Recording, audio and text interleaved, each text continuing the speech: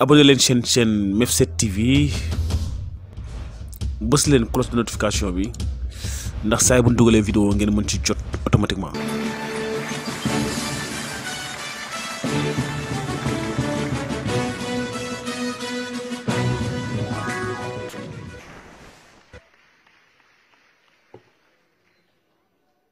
Bonjour à tous. Que la paix soit sur vous tous. Je salue les étudiants qui sont présents dans cette salle, africains et russes.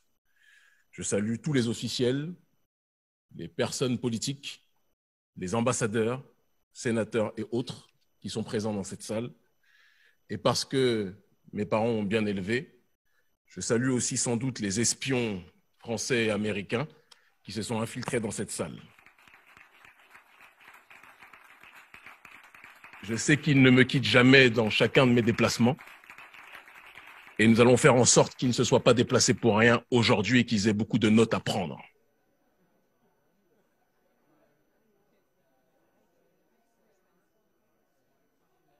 En préambule de mon allocution, il est important, je pense, de remercier d'emblée Anatoly Torkounov, le recteur de l'Institut des Relations internationales de Moscou, qui est un établissement légendaire et historique, celui que Henry Kissinger présentait comme le Harvard russe. Nous le remercions ainsi que le vice-recteur parce que l'initiative d'accueillir cet événement est très importante. Je dirais même plus, elle est déterminante et elle aura des répercussions à court terme, à moyen terme et à long terme dans le cœur et dans l'esprit et dans la vie de millions de gens. J'interviens aujourd'hui. Avant toute chose aussi, je pense qu'il est important de vous demander de vous applaudir pour votre présence aujourd'hui. Donc applaudissez-vous, n'hésitez pas. J'espère que le traducteur ou la traductrice fait bien son travail.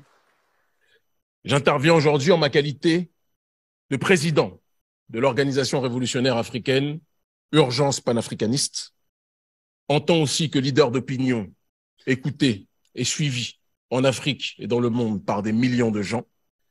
Et surtout, en tant qu'homme noir, allergique, profondément allergique à toute forme de colonialisme et de paternalisme.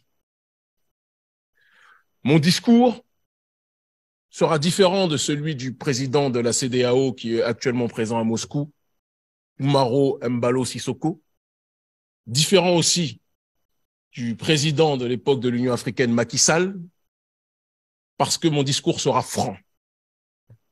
Seule la franchise peut permettre d'établir un partenariat rigoureux et solide sur la durée entre la Russie et l'Afrique.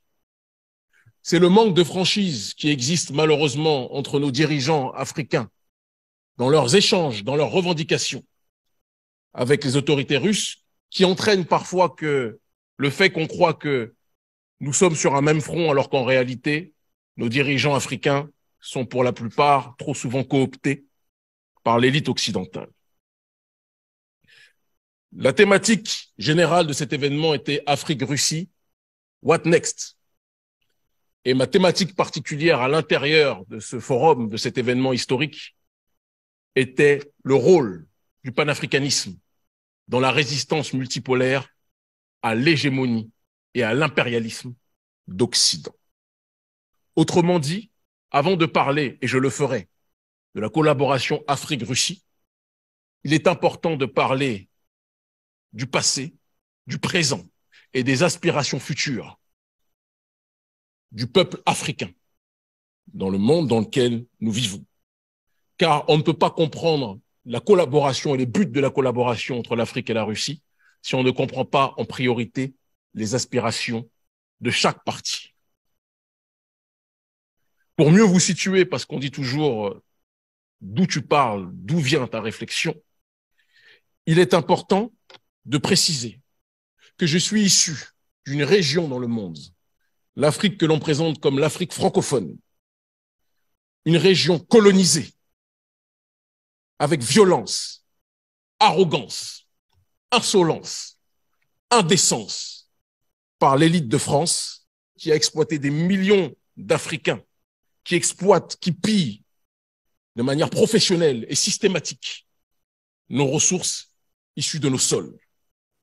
Cette même France, ou du moins cette même oligarchie de France, qui a détruit la Libye, qui a assassiné le colonel Kadhafi, alimentant, générant, structurant le terrorisme et la déstabilisation au Sahel. Cette même élite de France, je différencie l'élite de France, j'y reviendrai tout à l'heure, du peuple français qui subit lui aussi les dérives de son gouvernement, cette même élite de France qui par la suite a l'arrogance de venir se présenter comme un pompier voulant éteindre le feu qu'ils ont pourtant allumé au Sahel. Cette même France, cette même élite de France qui nous impose son système génocidaire économique qu'est le franc CFA, qui avantage les entreprises françaises, les multinationales occidentales, mais empêche les populations africaines de commercer efficacement entre elles. Cette même élite de France qui nous impose des dirigeants marionnettes qui tuent leur peuple, tel que le président actuel, parce qu'il faut le dire tel qu'il est, le président actuel du Tchad, Mahamat Déby, soutenu par le président Macron, ce président Mahamat Déby qui assassine en masse sa population. Ou encore, et personne n'y verra du mal, je l'espère, sauf les espions américains et français peut-être dans cette salle, ou encore les dirigeants dirigés, que sont les présidents Alassane Dramane Ouattara, Macky Sall, ils sont nombreux, Patrice Talon, Mohamed Bazoum, Oumaro Sissoko Embalo et tant d'autres, je ne peux pas tous les citer, la liste est trop longue, qui suivent les intérêts de l'Occident au lieu de suivre les intérêts des masses africaines. Je suis venu, je vous l'ai dit, pour dire la vérité au monde aujourd'hui, et c'est ce à quoi je vais m'employer. Je ne peux pas non plus passer sous silence, quand on parle d'Afrique, parler de sa diaspora, à travers Haïti, qui depuis la bataille de Vertières a été persécutée, a été isolée, a été humiliée, a été asphyxiée par l'élite occidentale et notamment, plus particulièrement, l'élite française et américaine qui aime voir notre peuple en bas dans cette région du monde. Je me présente donc en face de vous en tant que voix africaine qui porte dans son ADN les coups reçus, les persécutions subies par le violeur politique, économique, psychologique, pluriséculaire de l'Afrique que constitue l'élite occidentale et plus précisément, en ce qui nous concerne, le gouvernement français. Je précise bien oligarchie et gouvernement et non pas le peuple, car comme je l'ai dit, les masses occidentales, le prolétariat occidental subit aussi les dérives de son gouvernement, de leur gouvernement, et donc je ne veux pas généraliser, essentialiser la responsabilité des crimes commis par leurs élites. C'est donc fort de mon expérience de membre issu d'un grand peuple, courageux et digne, bien que persécuté depuis un certain nombre de temps, que je me présente à vous aujourd'hui. Un peuple qui, parce que arnaqué par les sourires d'anges, alternant avec les coups meurtriers distribués depuis des siècles par l'Occident, n'acceptera plus jamais des partenariats viciés, de gens qui se présentent comme des amis alors qu'ils ne sont là que pour nous dépouiller. J'espère que la traduction fonctionne. Cette attitude de méfiance s'adresse à tous nos partenaires potentiels sans exception. Aucun peuple ne peut fonctionner dans l'autarcie et donc nous avons tous besoin les uns des autres. Mais la limite à cette interdépendance sera le respect ou l'irrespect vis-à-vis de nos peuples, vis-à-vis des principes de souveraineté et vis-à-vis aussi de nos diasporas.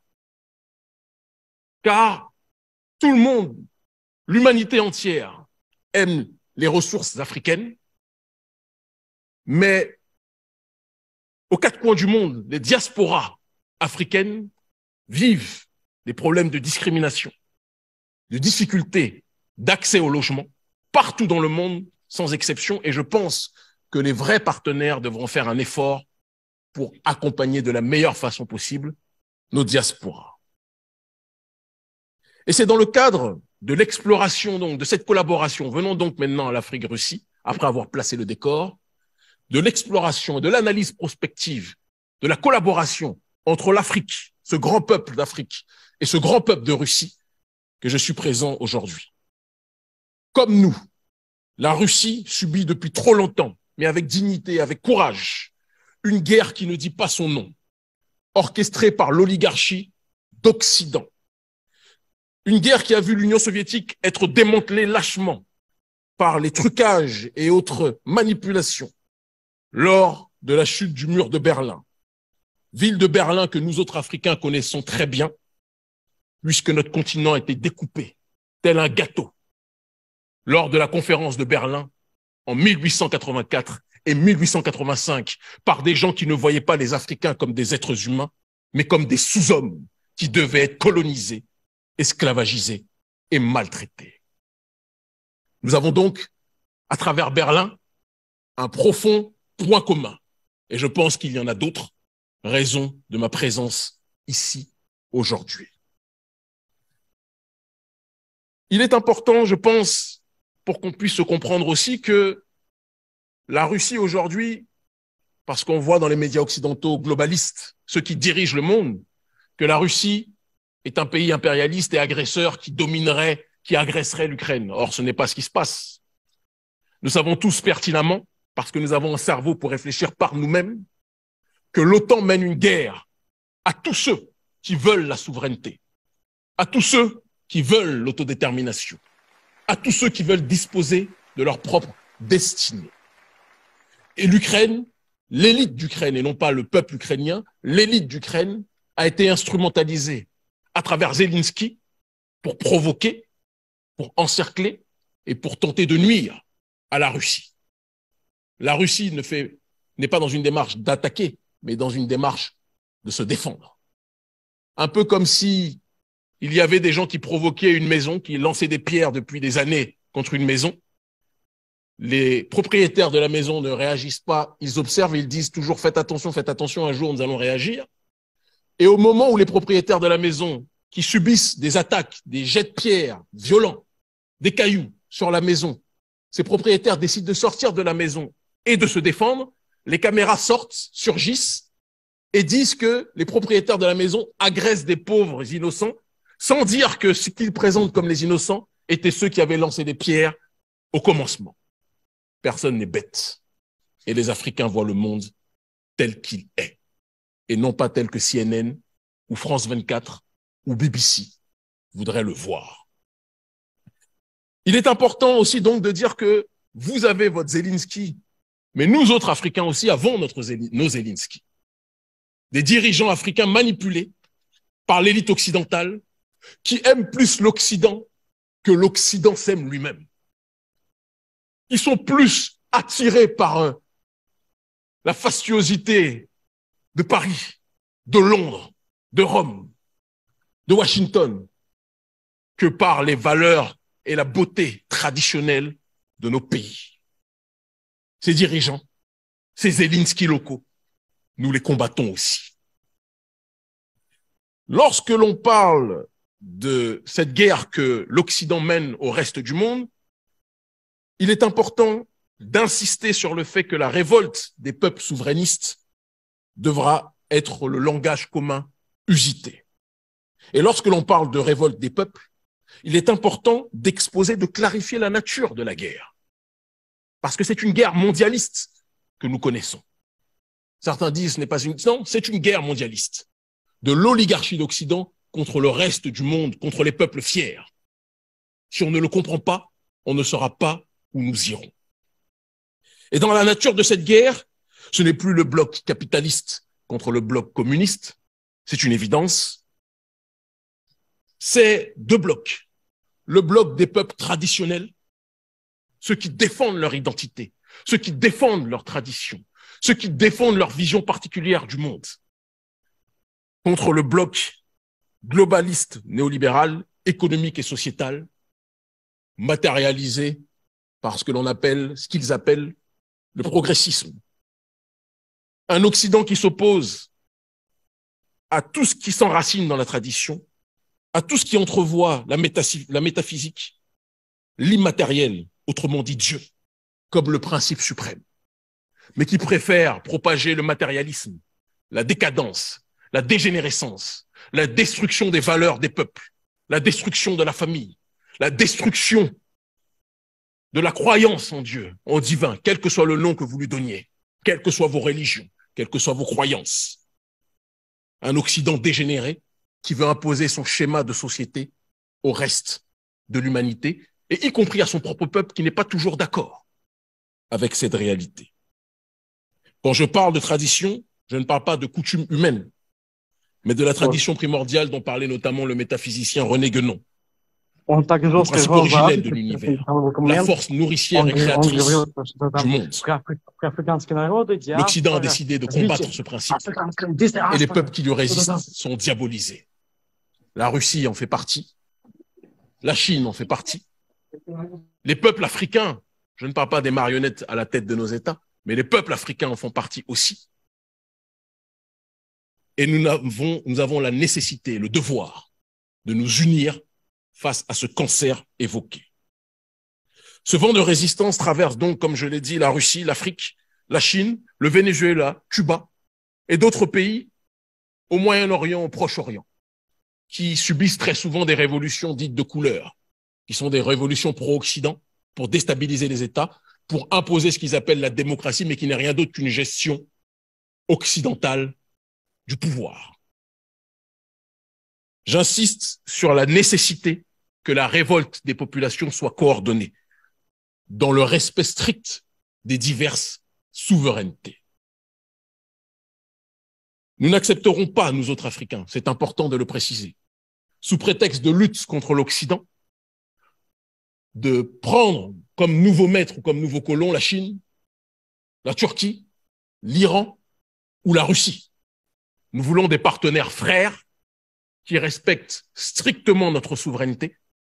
Et je comprends que quand on a des dirigeants qui se comportent comme des serpillères en Afrique, ça ne donne pas envie au reste de l'humanité de nous traiter dans une démarche de souveraineté.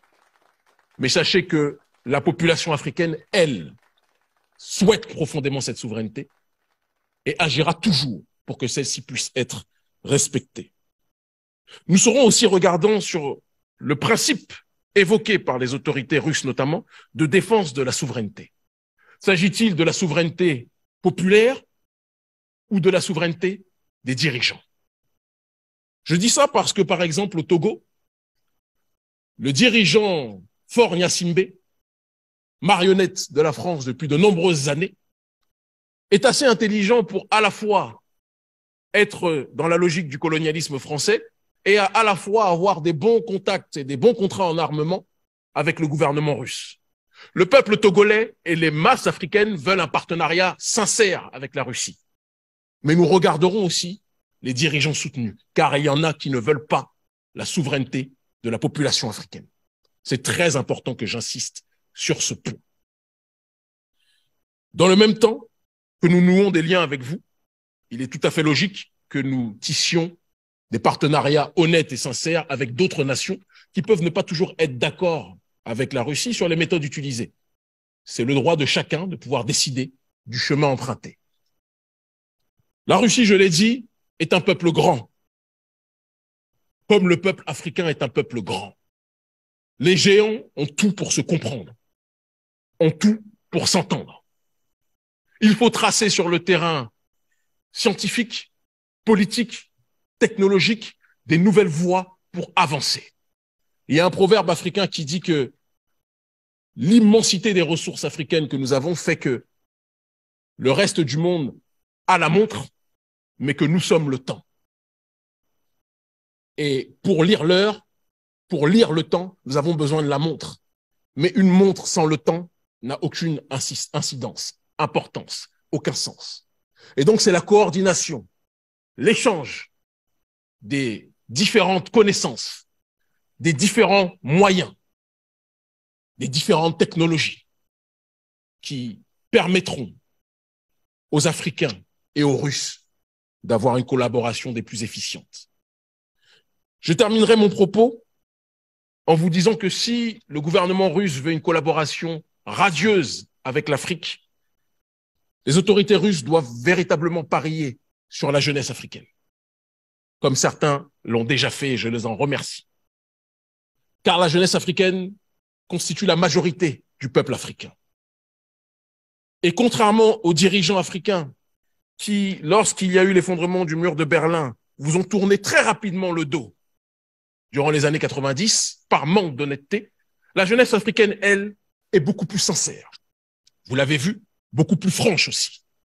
Mais je le disais tout à l'heure et je le redis aujourd'hui, seule la franchise entre nous permettra d'avoir un partenariat solide.